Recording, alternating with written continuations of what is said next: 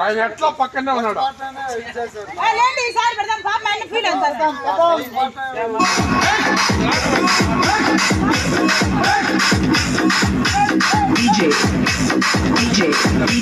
పవన్ 10 నిమిషాల్లో క్లోజ్ అయ్యే ఏ పబ్బు దగ్గరికైనా వెళ్ళి నిలబడు. అక్కడ నీకు స్లోగన్ వినిపిస్తుంది.